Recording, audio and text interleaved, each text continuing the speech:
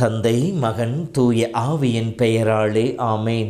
மூவொரு கடவுளுடைய அருளும் ஆசீரும் பாதுகாப்பும் வழி நடத்துதலும் உங்களோடு இருப்பதாக. பொதுக்காலம் 16வது வாரம் வெள்ளிக்கிழமை. இயேசுவின் இதய அன்பை சுவைத்து பார்க்க நமக்கு கொடுக்கப்பட்ட ஒப்பற்ற நாள் இந்த வெள்ளிக்கிழமை. ஆண்டுடைய குத்தி திறக்கப்பட்ட விழாவிலிருந்து இதயத்தில் சுரந்தோடி ரத்தத்தினால் நம்மை தூய்மையாக்கிக் கொள்ள ஆண்டவரை நோக்கி பார்த்து இறை அருளை பெற்ற மக்களாய் அந்த இதயத்தின் நிலையை வாழ்ந்து சமாதானத்தில் நிலைத்திருக்க அழைப்பு விடுக்கின்ற ஒப்புயர்வற்ற நாள். ஆகவே இந்த இரக்கத்தின் நாளிலே இறைவனுடைய இரக்கத்தை முழுமையாக தூய்த்து அனுபவிப்போம். இதயத்தை நோக்கி பார்த்து இறைவனுடைய இதயத்திலே வாழ்கின்ற மக்களாக நம்மை முழுவதுமாக இயேசு இதயத்திடம் ஒப்படைப்போம். இறைவன் கொடுக்கின்ற சமாதானத்திலே இதனால் முழுவதும் மகிழ்ந்திருக்க இறை அருளை வேண்டுவோம். அன்பு சொந்தங்களே, ஜூலை மாதம் 26ஆம் தேதியாக இன்று திருச்சபையானது புனிதர்களான சுவக்கின் அன்னாளுடைய விழாவை கொண்டாடி கொண்டிருக்கின்றது. தாய் மரியினுடைய பெற்றோர்களாக இருந்தவர்கள், தாத்தா பாட்டிகளுடைய பாதுகாவலர்களாக இருக்கின்றவர்கள், குழந்தை பெற்றெடுக்கின்ற பொழுது வேதனை அனுபவித்துக் கொண்டிருப்பவர்களுடைய பாதுகாவலியாக இருப்பவர் அன்னாள். இத்தகைய புனிதருடைய சிறப்பான விழாவை கொண்டாடுகிற நேரத்தில் நம் குடும்பத்தில் இருக்கின்ற வயது முதிர்ந்தவர்களை புனிதருடைய பரிந்துரையோடு இணைத்து ஆண்டவருடைய பாதுகாப்பை ஒப்புக் கொடுப்போம். அவர்களுக்காக கடவுளுக்கு நன்றி செலுத்துவோம். சுவக்கின் அன்னாள் புனிதர்களாக இருந்த இவர்கள் இறைவனுக்கு கொடுத்த வாக்கு தத்தத்தை நிறைவேற்றி இறைவன் கொடுத்த குழந்தையாகிய மரியாளை இறைவனுக்கே அர்ப்பணித்து இறை திருவுளத்தை தன்னை முழுமையாக அர்ப்பணித்து கொண்டவர்கள். இறைவனுக்கு ஏற்ற விதத்தில் வாழ மரியாளை பயிற்றுவித்தவர்கள். இறைவனுடைய அழைப்பு வருகின்ற பொழுது அதை ஏற்றுக்கொள்ள அவருக்கு துணையாக இருந்து வழிகாட்டியவர்கள்.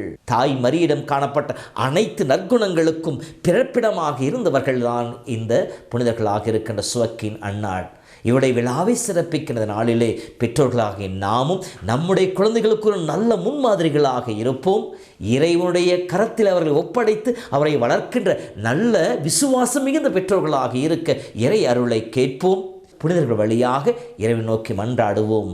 புனிதர்களான புனித சுவக்கின் அன்னாளுடைய பெயர் கொண்ட விழாவை சிறப்பித்துக் கொண்டிருக்கின்ற ஒவ்வொருவருக்கும் இனிய திருநாள் வாழ்த்துக்களை மகிழ்ச்சியோடு தெரிவித்துக் கொள்ளுவோம். இயேசுவில் என் அன்பு சகோதர சகோதரிகளே, இறைவன் அழைக்கின்றார். திரும்பி வாருங்கள் என்று சொல்லி அழைக்கின்றார். யார் திரும்பி வர வேண்டும்? ஆண்டவர் விட்டு விலகிச் சென்றவர்கள், ஆண்டவரை வேண்டாம் என்று சொல்லி ஒதுங்கி சென்றவர்கள், ஆண்டவர் கொடுத்த அன்பையும் அருளையும் புறக்கணித்து சென்றவர்கள், ஆண்டவரை விட இந்த உலகமும் இந்த உலகம் தருகிற இன்பங்களும் மேலானது என்று சொல்லி இந்த உலகத்தை நோக்கி சென்றவர்களை பார்த்து கடவுள் அழைக்கின்றார், திரும்பி வாருங்கள் என்று சொல்லி. இன்றைய முதல் வாசகத்திலே இறைவாக்கு எரேமியா வழியாக இறைவன் அழைப்பு விடுக்கின்றார், திரும்பி வாருங்கள். யாரை பார்த்து? பிரமாணிக்கமில்லாமல் வாழ்ந்த இஸ்ராயேல் மக்களை பார்த்து இறைவன் அழைக்கின்றார், திரும்பி வாருங்கள் என்று சொல்லி. இறைவாக்கினர்கள் மீண்டும் மீண்டும் இதை சொல்லிக் கொண்டே இருக்கின்றார்கள். எசாயா 31:6 படிக்கிற பொழுது, கலகம் செய்யும் இஸ்ராயேல் மக்களே என்னிடம் திரும்பி வாருங்கள் என்று சொல்லி இறைவன் அழைப்பதாக இருக்கின்றது. எரேமியா 3:11 நம்பிக்கையற்ற இஸ்ராயேலே, நம்பிக்கை துரோகம் செய்த யூதாவே என்னிடம் திரும்பி வா என்று சொல்லி அழைப்பதாக இருக்கின்றது. என்னிடம் திரும்பி வந்தால் போதும் என்று சொல்லி ஏக்கத்தோடு இறைவன் காத்து கொண்டிருப்பதாக இருக்கின்றது. எதற்காக இறைவன் திரும்பி வர அழைக்கின்றார்? எரேமியா 3:22 உங்கள் நம்பிக்கையின்மையையும் உங்கள் பிரமாணிக்கமற்ற தனத்தை குணமாக்குவேன் என்று சொல்லி இறைவன் அழைப்பதாக இருக்கிறது. இப்படி அழைத்த இறைவனுக்கு நாம் செவி கொடுக்க வேண்டும் என்று சொல்லி இறைவாக்கினர் சொல்லுகின்றார். யோவேல் 2:12 முழு உள்ளத்தோடு திரும்பி வாருங்கள் என்று சொல்லுகின்றார். ஏனெனில் யோவேல் 2:13 படிக்கின்ற பொழுது இப்படி அழைக்கின்ற இறைவன் எப்படிப்பட்டவர் என்று சொல்லி சொல்லப்பட்டிருக்கின்ற அவர் அருள் நிறைந்தவராக இருக்கின்றார், இரக்கம் மிக்கவராக இருக்கின்றார், நீடிய பொறுமையுள்ளவராக இருக்கின்றார், பேரன்பு மிக்கவராக இருக்கின்றார். தாம் செய்ய நினைத்த தீங்கை குறித்து மனம் மாறுகின்றவராகவும் இருக்கிறார் என்று சொல்லப்படுகின்றது. இப்படி அழைக்கின்ற இறைவன் எந்த இடத்திலிருந்து எந்த இடத்திற்கு திரும்பி வர அழைக்கின்றார்? பாபிலோன் என்கின்ற குழப்பம் மிகுந்த இடத்திலிருந்து எருசலேம் என்கின்ற சமாதானம் நகரத்திற்கு திரும்பி வாருங்கள் என்று சொல்லி அழைக்கின்றார். நான் உங்களுக்கு ஆயனாக இருந்து உங்களை காப்பாற்றுவேன் என்று சொல்லி நல்ல ஆயனாக அவர்களை அரவணைக்கின்ற வழிநடத்துகின்ற தலைவனாக நான் இருப்பேன் என்று சொல்லி இஸ்ரேல் மக்களை கடவுள் அழைப்பதாக இருக்கின்றது. இப்படி முழு இதயத்தோடு இரக்கமிகு ஆண்டவரிடம் திரும்பி வந்தால் நமக்கு என்ன கிடைக்கும் என்று சொல்லி எரேமியா சொல்லுகின்ற பொழுது, எரேமியா 15:19 நீ என்னிடம் திரும்பி வந்தால் போதும், நான் உன்னை முந்தைய நிலைக்கு உயர்த்துவேன்.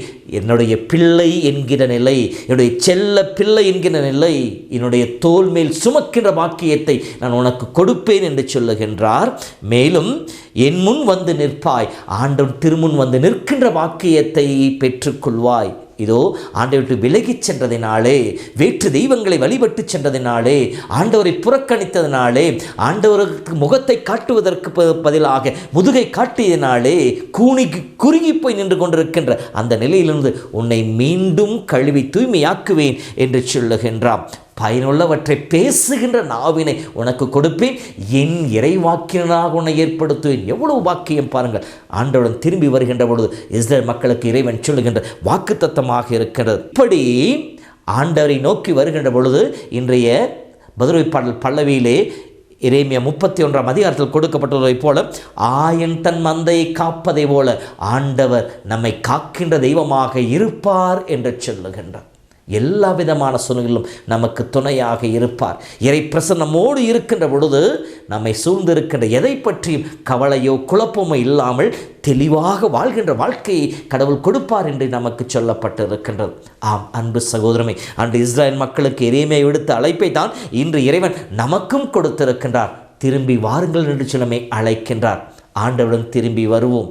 ஆண்டவரை விட்டு விலகிச் சென்ற நேரங்கள் ஒவ்வொன்றையும் நினைத்து பார்த்து, நம்முடைய பாவங்களால், நம்முடைய குற்றங்களால், நம்முடைய துரோகங்களால், நம்பிக்கையற்ற தன்மையால், நம்பிக்கை துரோகத்தால் ஆண்டவருக்கு எதிராக நான் செயல்பட்ட எல்லா நிலைகளையும் நினைத்து பார்த்து மனம் வருந்தி முழு இதயத்தோடு நொறுங்கிய உள்ளத்தோடு ஆண்டவரை நோக்கி வருவோம். தாழ்வுற்று நொறுங்கிய இதயத்தை இறைவா நீர் ஒருபோதும் புறக்கணிப்பதில்லை என்று இறை வார்த்தை சொல்லுகின்றது. நாம் ஆண்டவன் திரும்பி வந்தால் போதும். லூக்கா 15 படிப்பதை போல அந்த ஊதாரி மைந்தன் நான் என் தந்தையிடம் போவேன் என்று சொல்லி முடிவெடுத்தான். தந்தையை நோக்கி திரும்பி வந்தான். திரும்பி வருகின்ற பொழுது அவன் இழந்த எல்லா ஆசீர்வாதங்களையும் அவருடைய தந்தை அவனுக்கு கொடுத்தார். அதே உரிமைதான் கடவுள் நமக்கும் கொடுக்க காத்து கொண்டிருக்கின்றார். நம் நிலை உணர்ந்து ஆண்டவரிடம் திரும்பி வருவோம். முழு இதயத்தோடு வருவோம்.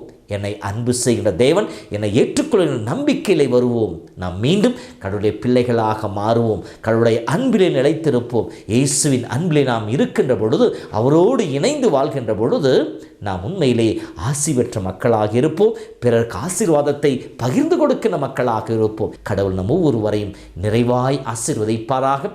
ஆயன் தன் மந்தை காப்பதை போல கடவுள் நம் ஒவ்வொருவரையும் காக்கின்ற தெய்வமாக இருப்பாராக. எல்லா இரக்கமும் அருளும் அன்பும் கொண்ட தேவன் தாமே உங்களோடு இருந்து உங்களை ஆசீர்வதிப்பாராக. எல்லாம் வல்ல இறைவன் தந்தை, மகன், தூய ஆவியின் பெயராலே ஆமேன். இறைவனுக்கு இதயமுண்டு, அந்த இதயத்தில் இரக்கமுண்டு.